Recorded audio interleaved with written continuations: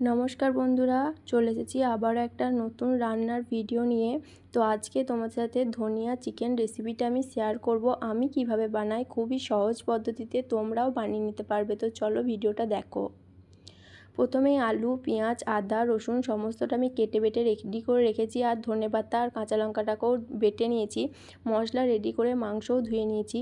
তারপর কড়াইয়ে সাদা তেল দিয়ে, তেল গরম হলেই পেঁয়াজটা দিয়ে ভেজে নেবো ভালো করে।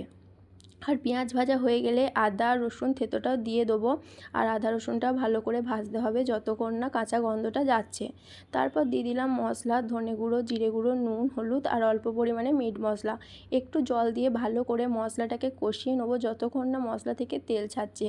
তেল ছাড়লেই দিয়ে দিলাম ধুয়ে রাখা ভালো করে মাংসটা। আর তারপরে দিয়ে দেবো তোমার আলু। আর তোমরা মন করলে এখানে আলু দিতেও পারো, না দিতেও পারো, আমাদের ভালো লাগে তাই আমরা আলুটা দিয়েছি। আর আগের দিন তো পালং চিকেনে আমি হলুদ বা কাশ্মীরি লঙ্কা গুঁড়োর ব্যবহার করিনি, কিন্তু আজকে অল্প আমি হলুদ দিয়েছিলাম। মাংসটা ভালো করে কষানো হয়ে গেলে দিয়ে দিলাম পরিমাণ মতন জল। আর ভালো করে সেদ্ধ করে নিতে হবে। তারপরে তোমার এখানে ধনেপাতা আর কাঁচা লঙ্কা বাটাটা আমি দিয়ে দিলাম। ধনেপাতা কাঁচা লঙ্কা বাটাটা দেওয়ার পরেও আমি 10 মিনিট ভালো করে ফুটিয়ে নেবো। আর এই ঝোলটাকে না মেরে নেবো। আর বেশ গায়ে লাগা হয়ে যাবে, খেতেও ভালো লাগবে। তোমাদের মন হলে তোমরা ঝোলটা একটু রাখতেও পারো। তো দেখো এখানে আমার চিকেনটা একদম রেডি হয়ে গেছে, ধনিয়া চিকেন। তো তোমরাও এইভাবে বাড়িতে একবার বানিয়ে খেয়ে দেখো। তোমাদের যেটা দিয়ে খেতে ভালো লাগবে সেটা দিয়ে খেও। আমরা রুটি দিয়ে খাবো। তোমাদের মন হলে তোমরা ফ্রাইড রাইসের সাথেও ট্রাই করে দেখতে পারো। তো ভিডিওটা কেমন লাগলো কমেন্টে জানিও। টাটা।